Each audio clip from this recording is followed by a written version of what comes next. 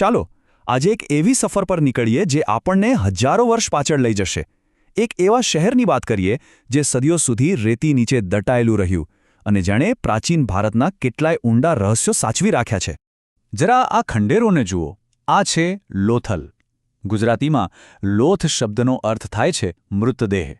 આ નામ સાંભળતા જ મોહેન્જો-દડો યાદ આવે નહીં, મતલબ કે મૃતાત્માઓનો ટેકરો. આ નામ જ આપણને વિચારવા પર મજબૂર કરી દેશે કે અહીં શું થયું હશે. તો સવાલ એ જ છે કે આખરે આ જગ્યા હતી શું, અને એવા તો કયા રહસ્યો છે જે આજે પણ આ માટી નીચે દબાયેલા છે. સમજી લો કે આ માત્ર ઈંટોનો ઢગલો નથી, પણ એક સમયે ધમધમતા મહાનગરની આખી કહાણી છે. ચાલો આજે આ જ કહાણીના પાના ઉથલાવીએ. પણ જુઓ, આ શહેરની વાર્તા એના અંતથી નહીં, પણ એની ફરીથી થયેલી શોધથી શરૂ થાય છે. હજારો વર્ષો સુધી ગુમનામ રહ્યા પછી આ પ્રાચીન બંદર આખરે દુનિયાની સામે આવ્યું કેવી રીતે? લોથલ કોઈ નાનકડું ગામ નહોતું.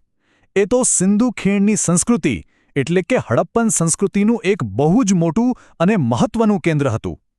વિચાર તો કરો, આ સંસ્કૃતિ ઇજિપ્ત અને મેસોપોટેમિયા જેટલી જ જૂની અને વિકસિત હતી, અને લોથલ એનું વેપાર અને ઇનોવેશનનું પાવરહાઉસ હતું. આ સમયરેખા જુઓ. એ આપણે લોથલના ઉદય અને પતનની આખી વાર્તા કહી દે છે. લગભગ ઈસવીસન પૂર્વે 2400માં એ એક ધમધમતું વ્યાપારી મથક બન્યું. લગભગ 500 વર્ષ સુધી એની જાહોજલાલી રહી, અને પછી ઈસવીસન પૂર્વે 1900ની આસપાસ એનું પતન શરૂ થયું. પછી કંઈક એવું બન્યું કે આખું શહેર વીરાન થઈ ગયું, અને હજારો વર્ષો પછી 1954માં પુરાતત્વવિદ એસઆર રાવે એને ફરીથી શોધી કાઢ્યું. હવે વાત કરીએ લોથલના સૌથી પ્રભાવશાળી પાસાની. એક એવી રચના જેણે કદાચ પ્રાચીન વિશ્વમાં વેપાર કરવાની આખી રીત જ બદલી નાખી. 218 મીટર. આ માત્ર એક આંકડો નથી. આ લોથલના કેન્દ્રમાંથી ખોદી કાઢવામાં આવેલી એક વિરાટ રચનાની લંબાઈ છે. જરા વિચારો, આટલું મોટું બાંધકામ કરવાનો હેતુ શું હોઈ શકે? અને આ રહ્યું એનું રહસ્ય. એ 218 મીટર લાંબું માળખું એ હતું એક ડોકયાર્ડ, કદાચ દુનિયાનું સૌથી પહેલું. આ કોઈ સામાન્ય તળાવ નથી, પણ પ્રાચીન એન્જિનિયરિંગનો એક એવો ચમત્કાર છે જે પોતાના સમય કરતાં ઘણું આગળ હતું.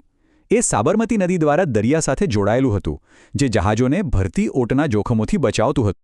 પણ સવાલ એ છે કે આ ડોકયાર્ડ કામ કેવી રીતે કરતું હતું? એની સિસ્ટમ અદ્ભુત રીતે આધુનિક હતી. જહાજો ભરતી વખતે અંદર આવતા, પછી લોક ગેટ બંધ કરી દેવામાં આવતો, જેથી પાણીનું લેવલ જળવાઈ રહે. પછી આરામથી માલસામાન ઉતારવામાં અને ચડાવવામાં આવતો, અને આ જ સિસ્ટમે લોથલને આંતરરાષ્ટ્રીય વેપારનું હબ બનાવ્યું હતું. તો આપણે આ શાનદાર ડોકયાર્ડ વિશે તો જાણ્યું, પણ જે લોકો આ શહેરમાં રહેતા હતા, એમનું શું? એમનું રોજિંદુ જીવન કેવું હશે? ચાલો હવે શહેરની અંદર એક નજર કરીએ. લોથલનું આયોજન ખરેખર અદ્ભુત હતું. શહેર સ્પષ્ટ રીતે બે ભાગમાં વહેંચાયેલું હતું. એક ઉપલું નગર, જે ઊંચા પ્લેટફોર્મ પર બનેલું હતું. અહીં કદાચ શાસકો રહેતા હશે, અને અહીં સુવિધાઓ પણ સારી હતી. અને બીજું હતું નીચલું નગર, જ્યાં સામાન્ય લોકો, કારીગરો અને વેપારીઓ રહેતા અને કામ કરતા. આ એકદમ વ્યવસ્થિત સમાજની નિશાની છે. લોથલ ફક્ત એક બંદર જ નહીં, પણ એક મોટું ઔદ્યોગિક કેન્દ્ર પણ હતું. અહીંના કારીગરો મણકા બનાવવામાં માસ્ટર હતા, અને એમના બનાવેલા ઘરેણાં છેક મેસોપોટેમિયા સુધી જતા હતા.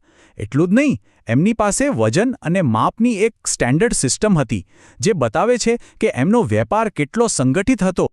પણ લોથલની વાર્તામાં ફક્ત વ્યાપાર અને વ્યવસ્થા જ નથી. પુરાતત્વવિદોને કબ્રસ્તાનમાં કંઈક એવું મળ્યું જે આપણને ત્યાંના લોકોના અંગત જીવન, એમના સંબંધો અને એમની માન્યતાઓની એક ઊંડી ઝલક આપે છે. આ ખરેખર અસાધારણ શોધ છે.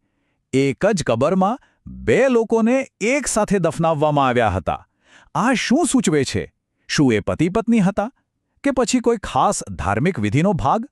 આ એક રહસ્ય છે, પણ એ આપણને હડપ્પન સંસ્કૃતિની સામાજિક પ્રથાઓ વિશે ઊંડાણપૂર્વક વિચારવા માટે ચોક્કસ મજબૂર કરે છે.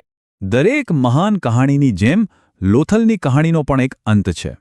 આટલું સમૃદ્ધ, આટલું વિકસિત શહેર અચાનક વિરાન કેમ થઈ ગયું? એના પતન પાછળનું કારણ શું હતું? જરા કલ્પના તો કરો. એક શહેર જે વ્યાપાર અને સંસ્કૃતિથી ધમધમતું હતું, એ અચાનક એકદમ શાંત થઈ ગયું. ઘરો ખાલી થઈ ગયા, બજારો સુમસામ થઈ ગયા.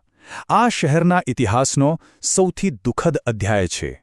અને સૌથી મોટી ટ્રેજેડી એ છે કે જે પાણીએ લોથલને જીવન આપ્યું, જેને લીધે એ સમૃદ્ધ થયું, એ જ પાણી એના વિનાશનું કારણ બન્યું. પુરાવાઓ એક મોટા પૂર તરફ ઇશારો કરે છે, જેણે બંદરને નષ્ટ કરી દીધું અને શહેરને રહેવા લાયક ન છોડ્યું. એક કુદરતી આફતે એક મહાન શહેરનો અંત આણ્યો. લોથલની વાર્તા આપણને યાદ અપાવે છે કે ઇતિહાસમાં હજુ કેટલું બધું શોધવાનું બાકી છે.